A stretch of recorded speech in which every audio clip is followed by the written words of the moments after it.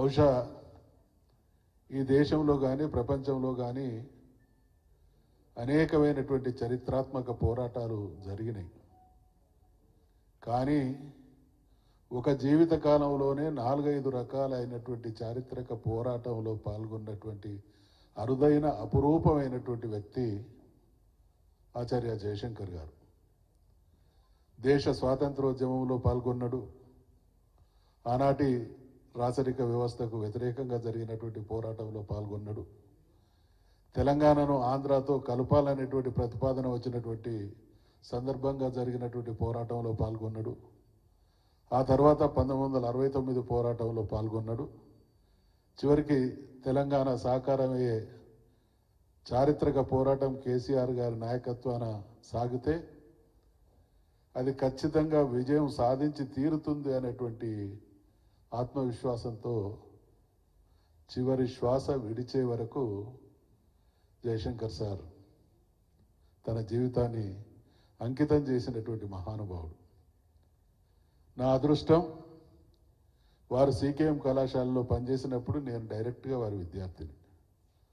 నా అదృష్టం, వారు కాకతీయ యూనివర్సిటీలో రిజిస్ట్రార్గా పనిచేస్తున్నప్పుడు నేను అక్కడ విద్యార్థిని. నా అదృష్టం, మలిదశ ఉద్యమంలో వారితో పాటు అతి సన్నిహితంగా పనిచేసినటువంటి వ్యక్తులలో నేను ఒకరిని. ఈ సందర్భంగా మీ అందరికీ తెలుసు, జయశంకర్ గారి తార్కిక ధోరణి.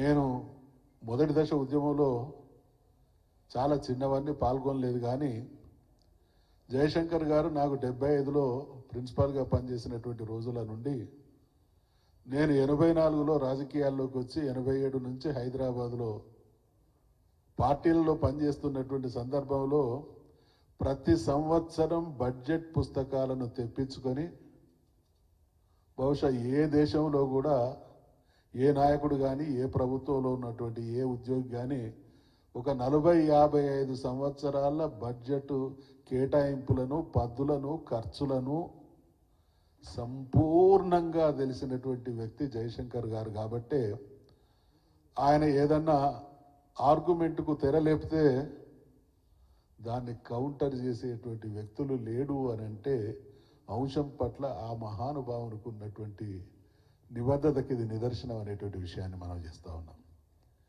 అయితే ఆచార్య జయశంకర్ గారిని, ఆయన బహుముఖమైనటువంటి ప్రజ్ఞాశాలి.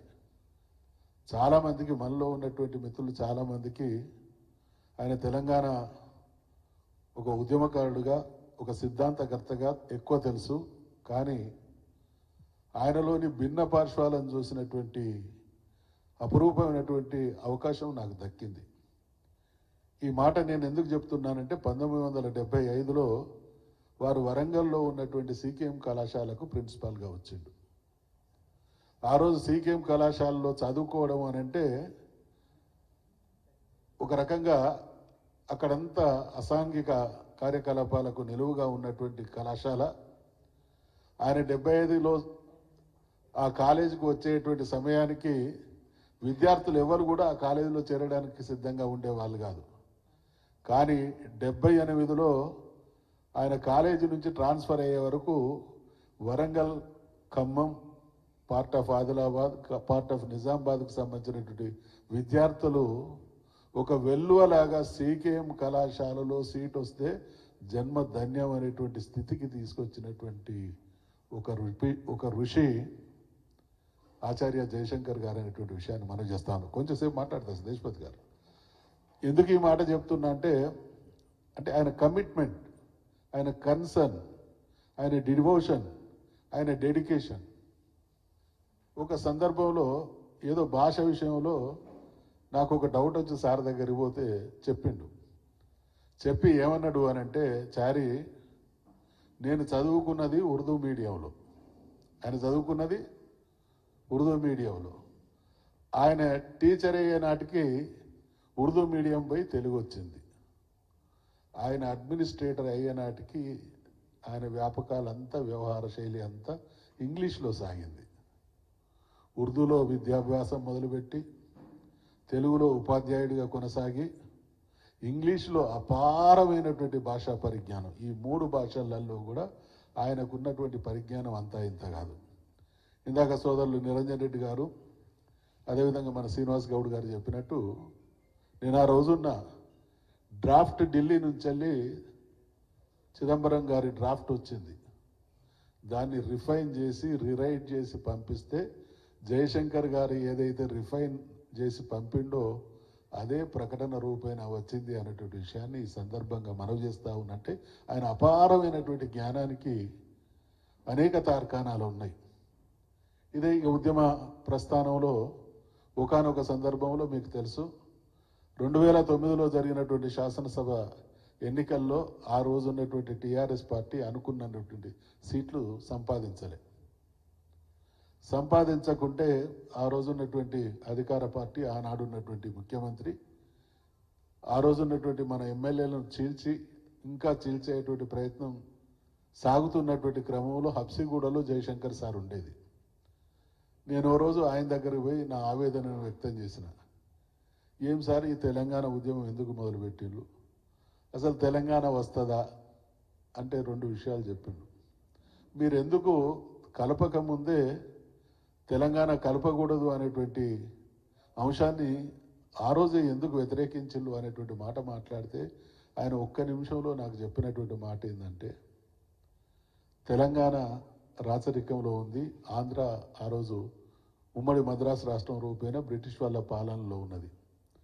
బ్రిటిష్ వాళ్లకు 200 సంవత్సరాలుగా ఈ ప్రాంతాన్ని పాలించినటువంటి క్రమంలో ఆంధ్ర ప్రాంతం వాళ్ళతో ఉన్నది కాబట్టి ప్రపంచంలో ఉన్నటువంటి సంపదను దోచుకునేటువంటి ఆర్టు ఇంగ్లీష్ వాళ్ళకు ఉన్నది. వాళ్ళతో 200 సంవత్సరాలు వీళ్ళు కలిసిమెలిసి ఉన్నారు కాబట్టి ఈ విద్య వాళ్ళకు అబ్బింది. మనం అమాయకులం కాబట్టి వాళ్ళు వీళ్ళు కలిస్తే అనేక రకాలైనటువంటి దోపిడీకి, అవమానానికి, అన్యాయానికి గురి చేయబడతారు అనేటువంటి విషయాన్ని గ్రహించిన అనేటువంటి మాట చెప్తే, నేను వారిని నా సంశయాన్ని అడిగినప్పుడు నా వయసు 55, ఆయన కలిపితే మోసపోతాం, గోసపడతాం అనేటువంటి విషయాన్ని గ్రహించింది 15వ ఏట అనేటువంటి విషయాన్ని నేను ఈరోజు గుర్తు చేస్తాను. అంటే అంత అద్భుతమైనటువంటి నిశితమైనటువంటి పరిశోధన, నిరంతర తపన ఆచార్య జయశంకర్ గారి సొంతం. వ్యక్తిగతంగా నాకు సంబంధించి రాజకీయాల్లోకి నేను రావాలని నిర్ణయించుకొని జయశంకర్ సార్తోని, సార్ నేను రాజకీయాల్లోకి రావాలని నిర్ణయించుకున్నా, మీ సలహా చెప్పండి సార్ అంటే ఆయన తక్కువ అన్నాడు, నువ్వు నిర్ణయించుకున్నాక నా సలహా ఏమి ఉంటుందయ్యా అని. నువ్వు నిర్ణయించుకున్నావు, అంత ఇన్స్టాంట్గా నా సలహా ఏమి ఉంటుంది అని చెప్పిండు అని ఒక గొప్ప మాట చెప్పిండు. రాజకీయాల్లో 2 రకాల వ్యక్తులు ఉంటారు. ఎదుగుతూ వచ్చే వాళ్ళు ఉంటారు, ఎగురుతూ వచ్చే వాళ్ళు ఉంటారు. ఎగురుతూ వచ్చేవాళ్ళు పడిపోతారు, ఎదుగుతూ వచ్చేవాళ్ళు నిలబడతారు. నువ్వు ఏందో నువ్వు డిసైడ్ చేసుకోమనేటువంటి గొప్ప మాట ఇప్పటికీ అది నా చెవులో ఒక రామనామ స్మరణలాగా ఎప్పటికీ గింగురు అంటూనే ఉంటుంది. ఇక ఫైనల్గా ఆచార్య జయశంకర్ గారి దార్శనికతలో, కేసీఆర్ గారి నాయకత్వాన యావత్ తెలంగాణ జాతి ఒక శక్తిగా రూపాంతరం చెంది తెలంగాణ సాధించుకున్నాం. వారు ఆశించిన విధానం